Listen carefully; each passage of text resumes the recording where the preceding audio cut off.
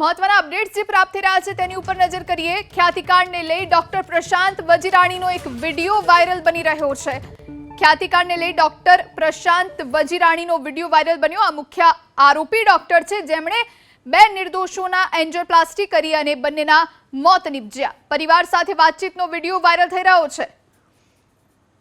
તમને ખબર કે સિરિયસ મેટર હોય છતાં તમે રિલેટિવનો મરી ગયા પછી જાણ કરો છો કે તમારા પેશન્ટની હાલત સિરિયસ છે। સેન્ડમાં વિના ટેબલ પર એવી છે કે તમને જાણ ડ્રાઇવિંગ હું કરું છું તમે કહું છું તમે કરો પેશન્ટ ભાઈ આ વાત કઈ રીતે ખબર છે? ડ્રાઇવિંગ હું કરું છું, એક્સિડન્ટ મેં કર્યો છે, આમેલા માણસને મેં પણ તમે માથે લઈ લો છો। ઓપરેશન પરિવારને જાણ ઓપરેશન કરતી વખતે પરિવારમાં જાણ માર્કેટિંગ વાળા મિલિંદભાઈએ ત્યાંથી જ્યારે લાયા ને સહી કરાવી જ્યારે કેમ્પ કરાયો હતો ને ત્યારે કહીને જ લાયા હતા કે કોઈ ખબર નથી, અમને ખબર જ નથી તમે કેમ કઈ લાવું સાહેબ કઈ લાવું અને સહી કરાવી નહીં પડતી? આપણે ઓપરેશન પહેલા સહી નથી કરાવી પડતી કે કેવી જવાબદારી થાય?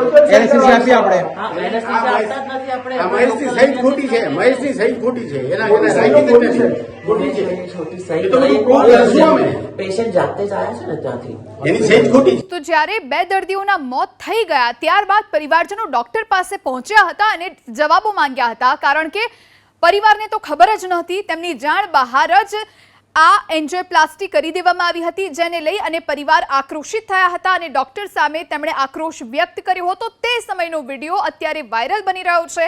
ખ્યાતિકાંડને લઈ જે મુખ્ય આરોપી ડોક્ટર છે પ્રશાંત, તેમને લઈ અને એક બાદ એક ખુલાસા થઈ રહ્યા છે।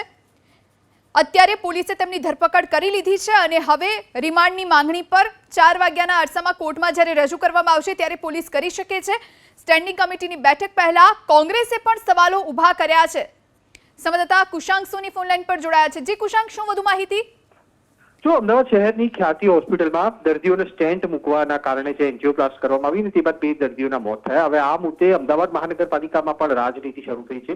વિપક્ષ તરફથી સવાલ ઉઠાવવામાં આવ્યા છે। એટલું જ નહીં, અમદાવાદ શહેરની 133 હોસ્પિટલોની યાદી છે તે પણ આપવામાં આવી છે અને જે આક્ષેપ છે તે અનુસાર ખ્યાતિ હોસ્પિટલના કૌભાંડને સામે આવે 2 દિવસનો સમય થયો છે, ત્યારે વિપક્ષે શાસકો ઉપર સવાલ ઉભા કર્યા છે કે આ 2 દિવસની અંદર જે પણ હોસ્પિટલોમાં પ્રધાનમંત્રી જન આરોગ્ય કેન્દ્રના જે આયોજન કરવામાં આવ્યા છે તે યોગ્ય થઈ રહ્યા છે કે કેમ, કે આ હોસ્પિટલમાં પણ ગોટાળા ચાલી રહ્યા છે, તેને લઈને કોર્પોરેશન તરફથી કોઈ તપાસ કરવામાં આવી છે કે નહીં। એટલું જ નહીં, આજે મળનારી સ્ટેન્ડિંગ કમિટીમાં તે અંગે ચર્ચા પણ થઈ શકે છે અને મળતી માહિતી અનુસાર કોઈ મોટો નિર્ણય પણ થઈ શકે છે। પણ તેની પહેલા વિપક્ષે આ 133 હોસ્પિટલોની યાદી છે તે કોર્પોરેશનના અધિકારીઓ અને શાસકોને સોંપી છે અને સવાલ ઉભા કર્યા છે કે કોર્પોરેશન તરફથી 2 દિવસની અંદર શું પગલાં ભરવામાં આવ્યા છે અને પગલાં ભરાયા છે તો તે સાર્વજનિક કરવામાં આવે। જી આભાર કુશાંક જાણકારી આપવા માટે। તો કોંગ્રેસે પણ હવે સવાલો ઊભા કર્યા છે, કારણ કે 2 નિર્દોષોના જીવ ગયા છે આ ખ્યાતિકાંડમાં, ત્યારે અમદાવાદ કોંગ્રેસે સવાલો ઊભા કર્યા છે।